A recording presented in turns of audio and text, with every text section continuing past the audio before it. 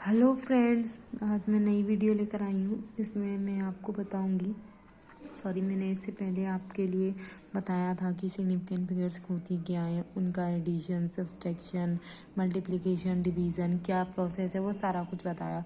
और आपको लास्ट में इस वीडियो में यहाँ पर ये बताया था, लास्ट की वीडियो में लास्ट में, कि जो डिजिट की पॉइंट डेसिमल के बाद की जो डिजिट होती है उसमें यदि वो डिजिट 5 से बड़ी है तो वो राउंड ऑफ करके उसके करीबी शब्द को चेंज कर दिया जाता है। जैसे कि 1.386 में मैंने बताया था कि ये 8 जो है इसमें 5 से बड़ा है, तो इसमें जो है 6 को अवॉइड कर दिया जाएगा और 8 को बड़ा नंबर लिख दिया जाएगा। इसे जस्ट क्लोज नंबर 1.39 कर दिया जाएगा। उसी तरह से मैंने बताया था कि अगर पॉइंट डेसिमल के बाद में अगर डिजिट 5 से छोटी है तो कोई चेंज नहीं होगा।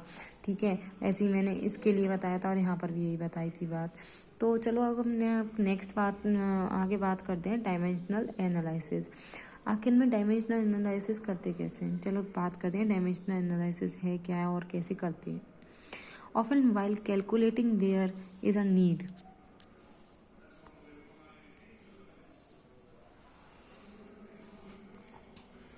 Often while calculating there is a need. Convert units from one system to another. मतलब कि हम जब भी हम कैलकुलेशन करने बैठते हैं ना तो हमें कई सारी यूनिट्स मिलती हैं और यूनिट्स का कन्वर्जन करना होता है। ठीक है, the method use to accomplish this is called factor level method. और इसमें जो यूनिट कन्वर्जन मेथड है उस मेथड को हम क्या कहते हैं, फैक्टर लेवल मेथड, या फिर कहें यूनिट फैक्टर मेथड कहलाता है। और डायमेंशनल एनालिसिस, आपने कभी भी क्वेश्चंस देखोगे ना तो कहीं पर ना आपको कई बार जब आगे आप एक्सपेरिमेंट्स में और आगे क्वेश्चंस करोगे ना, न्यूमेरिकल्स करोगे इससे रिलेटेड, तो आपको कई बार ना यूनिट्स कन्वर्ट करनी होंगी और उन यूनिट्स को कन्वर्ट करने के मेथड को कहते हैं factor level method, unit factor method और डायमेंशनल एनालिसिस। कुछ एग्जांपल्स हैं 2-3 जो कि आपको समझ में आ जाएंगे, लेकिन इनके अलावा भी यूनिट का कन्वर्जन कर क्वेश्चन पुट किए जाते हैं, तो उनके लिए आपको यूनिट्स का पता होना होगा। तो आप प्रीवियस वीडियोस में मैंने आपको बताया है, पढ़ाया है और उस यूनिट्स के बारे में भी बताया है।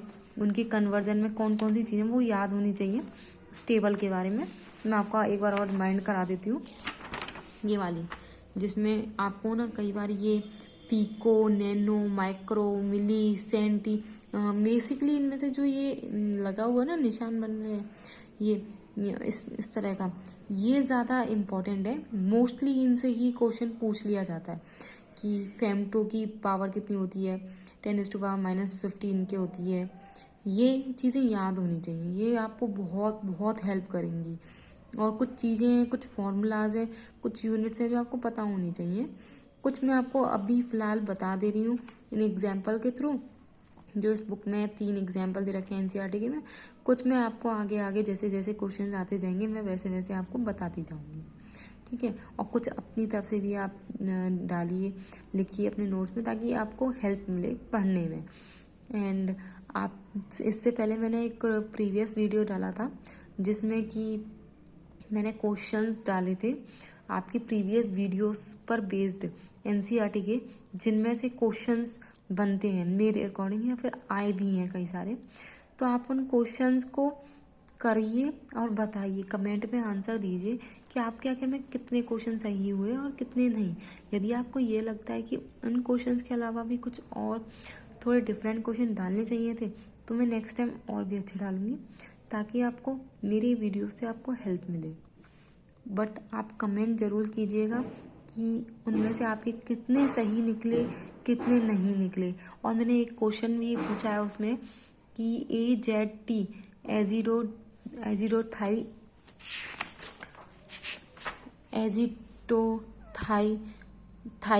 एजिटोथाइमिडिन नाम की मेडिसिन के अलावा कैंसर थेरेपी में एक और मेडिसिन है जिसका इस्तेमाल किया जाता है, तो आपको वो बतानी है। ठीक है, वो क्वेश्चन का आंसर प्लीज़ दीजिए, आई एम वेटिंग। अब चलते हैं नेक्स्ट। आगे यूनिट्स के बारे में, और जैसे जैसे आगे आगे यूनिट्स आती जाएंगी मैं वैसे वैसे आपके लिए यूनिट्स डालूंगी। ओके, अब चलिए मैं क्वेश्चन एग्जाम्पल बताती हूँ। कुछ ये यूनिट्स हैं, बेसिकली ज़्यादातर यही हैं, बट हाँ आगे कुछ मैंने जो आपको टेबल दिखाई वो टेबल आपको याद होनी चाहिए। वो टेबल बहुत बहुत इंपॉर्टेंट है। मतलब कई बार ना नैनोमीटर में, पिकोमीटर में सिर्फ थोड़ी सी ये चीज़ें याद होने से आपको कैलकुलेशन न्यूमेरिकल्स को करने में बहुत हेल्प मिलती है। अब piece of metal is 3 inch. एक मेटल है, उसका पीस है जो कि कितना है, 3 इंच है, और represented by inch by in long, लंबाई में वो 3 इंच है। तो उसकी सेंटीमीटर में लेंथ कितनी होगी ये आपको बताना है। What is its length in centimetre. तो इसमें करना क्या है, 1 इंच ना 2.54 सेंटीमीटर होती है। इसमें थोड़ी सी लैंग्वेजल है, मैं आपको उसकी बजाय अपने एक शॉर्ट तरीका है जिससे कि आप कंफ्यूज नहीं होगे और इजीली आपको समझ आ जाएगा कि इसमें करना क्या है। ठीक है, मैं आपको उस तरह बता देती हूँ, फिर इसके बाद मैं आपको बुक का भी तरीका बता दूँगी। तो सबसे पहले ये है एग्जाम्पल में कि हमें दिया क्वेश्चन में दिया हुआ है कि 3 इंच की एक मेटल का पीस है, और उसे ये पूछा गया है कि हमसे कि सेंटीमीटर में लेंथ कितनी होगी, लेंथ सेंटीमीटर में कितनी होगी। तो हम जानते हैं कि 1 इंच जो होता है ना वो 2.54 सेंटीमीटर होता है। ठीक है, अब हमसे पूछा गया है कि 3 इंच कितना होगा। तो 3 into 1 inch equals to 3 into 2.54 centimetre. तो ये कितना हो जाएगा, 3 इंच इक्वल्स टू 7.12 सेंटीमीटर। जितना इंच दे रखा है होता है इतना ही है, 1 इंच इक्वल्स टू 2.54 सेंटीमीटर। और ये 3 इंच, 1 इंच हमें पता है और हमें 3 इंच निकालना है, तो हम इसमें 3 का मल्टीप्लाई कर देंगे, and 3 into 2.54 centimetre, and 3 inch equals to 7.12 centimetre. ये है, ये शॉर्ट तरीका है, बहुत इजीली। बस आपको इतना पता होना चाहिए कि 1 इंच जो होता है 2.54 सेंटीमीटर। अब मान लीजिए वो आपसे ऐसे क्वेश्चन को घुमाकर क्वेश्चन दे सकता है कि एक 12 सेंटीमीटर का कोई वो है, कोई भी टुकड़ा पीस, चलिए मैं बस थोड़ा सा चेंज कर देते हैं इसी क्वेश्चन में। आपसे मैं बोल दूं कि एक मेटल है, उसकी जो लेंथ है वो 12 सेंटीमीटर है। अब ये बताओ कि वो इंच में कितनी होगी, है ना।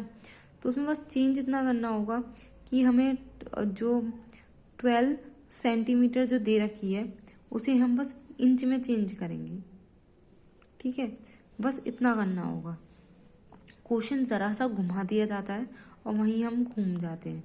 बस वही चीज़ हमें समझनी है। अगर हमें ये पता है कि 1 इंच इक्वल्स टू 2.54 सेंटीमीटर है तो हम इसे घुमा सकते हैं, कैसे भी तोड़ मरोड़ के क्वेश्चन बना सकते हैं और हम सॉल्यूशन निकाल सकते हैं। बस हमें इतना पता होना चाहिए कि 1 इंच जो होती है वो 2.54 सेंटीमीटर है। अब नेक्स्ट पर चलते हैं। पहले हम इसका थ्योरेटिकल बुक का सॉल्यूशन देख लेते हैं एक बार। ये मैंने आपको शॉर्ट तरीका बताया, इजी मेथड, ताकि आप इजीली इसको सॉल्व कर सकें। ठीक है, इसका सॉल्यूशन है ये। हमें पता है कि 1 इंच जो होती है वो 2.54 सेंटीमीटर है, जो भी for this equivalence we can write, इसी के इक्वल में हम लिख सकते हैं 1 इंच अपॉन 2.54 सेंटीमीटर, जो कि 1 के बराबर होगी। वही ना सेंटीमीटर, ये जो 2.54 वैल्यू है वो नीचे ले आए हैं और सेंटीमीटर को भी, तो यहाँ पर क्या बचा 1, जो कि हो गए। अब इसको क्या है ऊपर इंटरचेंज कर दिया है, 1 इंच को नीचे ले आए हैं और 2.54 को क्या लिया ऊपर ले आए हैं, जो कि 1 इंच, इन दोनों बराबर होंगे एक दूसरे के, इक्वल 1, दोनों ही 1 के इक्वल है। तो both of these are called unit factors, और इन्हीं को हम क्या कहेंगे, यूनिट फैक्टर कहेंगे। If some number is multiplied by these unit factor, it will not affected otherwise, it will not be affected। अगर मैं इसमें कोई मल्टीप्लाई करूँ या मल्टीप्लाई करूँ किसी नंबर से तो वह अफेक्ट नहीं होगा कुछ भी। Otherwise say that say the 3 inch in given above is multiplied by the unit factor. So 3 inch equals to 3 inch into 2.54 centimeter upon 1 inch equals to 3 into 2.54 centimeter equals to 7.62 centimeter. Now the unit factor by which multiplication is to be done is that unit factor 2.54 centimeter 1 inch in the above case, which gives the desired unit. The numerator should have that part which is required the desired result. It should be noted that ऐसा देखा गया है कि in the above ऊपर के example में that unit can be handled just like other numerical part, कि जो न्यूमेरिकल की यूनिट्स है ना वो और न्यूमेरिकल पार्ट्स की तरह हैंडल की जा सकती है. It can be cancel, divide, multiply, square. इनका मल्टीप्लाई किया जा सकता है, डिवाइड किया जा सकता है, इनसे स्क्वायर किया जा सकता है, क्यूब किया जा सकता है. Let us study one more example. तो चलिए आगे एक एग्जाम्पल पढ़ते हैं. इस एग्जाम्पल में ना बस आपको इतना याद रखना है, या फिर मैं कहूँ इस जैसे आगे जो भी आपको एग्जाम्पल मिलेंगे तो उनमें बस आपको इतना याद रखना है 1 इंच इक्वल्स टू 2.54 सेंटीमीटर होता है. That's final. अगर आपको ये याद है, ये वैल्यू ये पता है कि 1 इंच 2.54 सेंटीमीटर की होती है, तो उससे रिलेटेड कहीं से क्वेश्चन कितना भी घूम जाए आप कर सकते हो. फिर अगर वो आपसे बोल दे मीटर में तो आप इसे सेंटीमीटर को मीटर में चेंज कर दीजिए, सो ये आप निकाल सकते हैं इजीली. बस अब चलें नेक्स्ट क्वेश्चन पे. A jug contains 2 liters of milk. Calculate the volume of the milk in meter cube.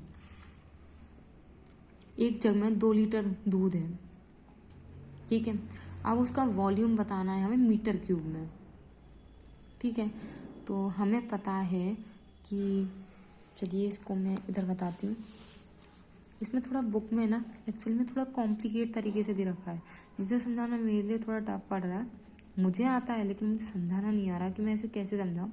इसमें दूसरे तरीके से समझाने की कोशिश की है. अगर आपको समझ आता है और नहीं आया तो बताना, मैं आपको बुक के तरीके से भी समझा दूँगी, ठीक है. ये है, हमें पता है कि 1 लीटर होता है 1000 सेंटीमीटर क्यूब के, ठीक है. और हम ये भी जानते हैं कि 1 मीटर होता है 100 सेंटीमीटर के. हम 1 सेंटीमीटर हमारा कितना होगा जब हम इसे चेंज करेंगे नीचे, तो ये 1/100 मीटर होगा, ठीक है. अब हमें वैल्यू हमें पता है कि 1 litre equals to 1000 centimetre cube होती है. तो ये हमारी फर्स्ट इक्वेशन हो जाएगी और ये हमारी सेकंड. तो ये जो सेकंड इक्वेशन है ये फर्स्ट में रख दी गई है, ठीक है, क्योंकि 1 सेंटीमीटर है ना. तो 1 लीटर इक्वल्स टू 1000 और इस सेकंड वैल्यू को जब मैंने फर्स्ट में रखा तो मिला 1 लीटर इक्वल्स टू 1000 इंटू 1/100 का whole cube metre cube. 1 litre equals to 10⁻³ metre cube, ठीक है. तो आंसर क्या आया? 2 litre equals to 2 into 10⁻³ metre cube. Book में जो दे रखा है वो थोड़ा घुमा के दे रखा है, लेकिन मैंने जो समझाया ना वो डायरेक्ट है कि 1 litre equals to 1000 centimetre cube है और हमें 1 मीटर हमें पता है 100 सेंटीमीटर होता है. तो 1 सेंटीमीटर को कितना हुआ? 1/100 मीटर. हम जब सेकंड वैल्यू को फर्स्ट में रखेंगे तो हमें मिलेगा 1 लीटर इक्वल्स टू 1000 इंटू 1/100 और का होल क्यूब मीटर क्यूब. अब ये आ जाएगा 1 litre equals to 10⁻³ metre cube. इसमें क्यूब क्यों किया है? क्योंकि यहाँ पर हमने क्यूब क्यों किया है ये भी मैं आपको बता दूँ. यहाँ पर क्यूब क्यों किया? क्योंकि हमें जो सेंटीमीटर की वैल्यू है ना वो क्यूब में, और हमारा यहाँ जो सेंटीमीटर है वो सिंगल पावर में. तो हम इसमें क्या करेंगे? क्यूब कर देंगे. यहाँ पर मैंने डायरेक्ट दिखा दिया, आप ऐसे कर सकते हो 1 सेंटीमीटर का होल क्यूब. तो ये होगा 1 इंटू 100 का होल क्यूब मीटर क्यूब, इस तरह से, ठीक है. ये इस तरह से जब आप इसको खोल के लाओगे तो 10⁻³ किस तरह से आ रही है मैं आपको ये भी बता देती हूँ. हम 1000 को 10⁻³ लिख सकते हैं, और जब आप 100 का होल क्यूब करोगे ना, किसी भी नंबर 10 की पावर का आप क्यूब करोगे तो कितनी बनती है?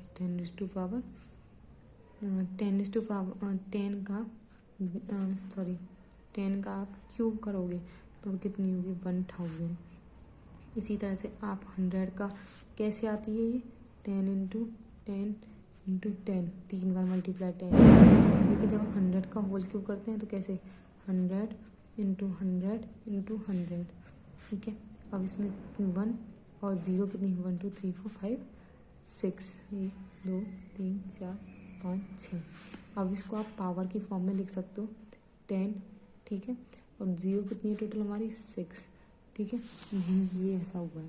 ठीक है, यहाँ पर क्या? ठीक है, तो हम इसको लिख सकते हैं 10⁻6 मीटर क्यूब। तो पावर कटेगी, पावर कटने से क्या होगा? नीचे आएगा 10⁻3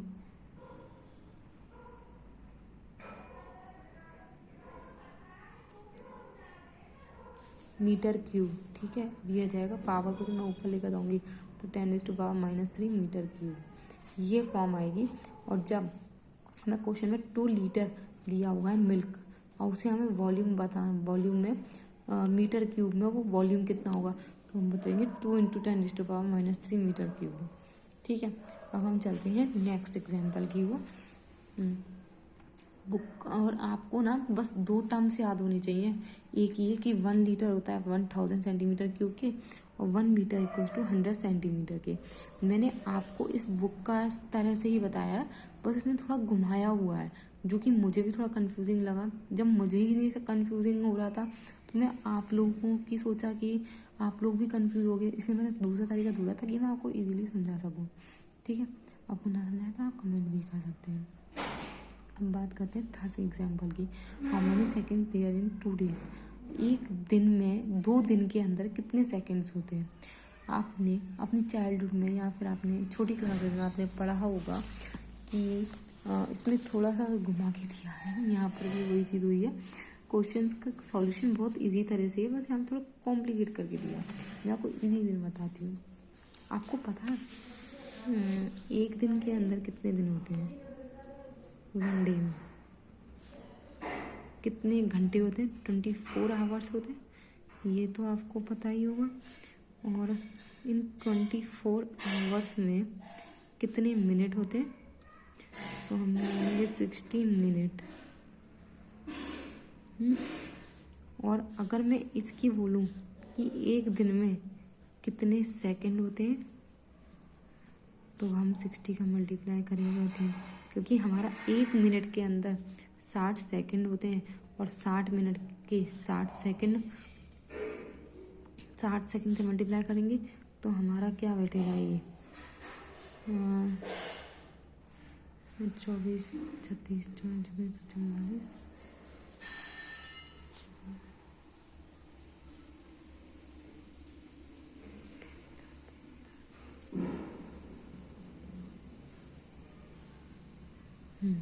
ठीक है, हमारा एक दिन में कितने सेकंड बैठेंगे? 1 डे के अंदर कितने सेकंड?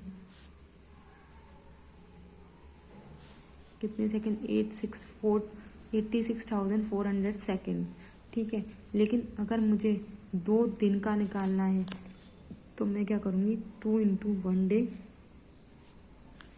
2 into 86400 second. 2 डे हमारे कितने होंगे? 008,272।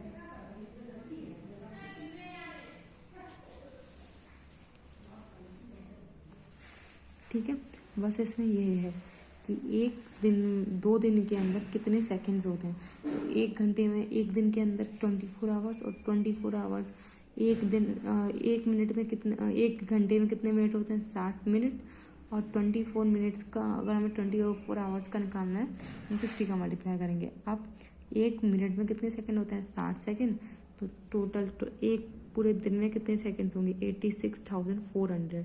अब हमें ये 2 दिन के लिए निकालना है तो हमने 2 दिन के लिए मल्टीप्लाई कर दिया 2 का।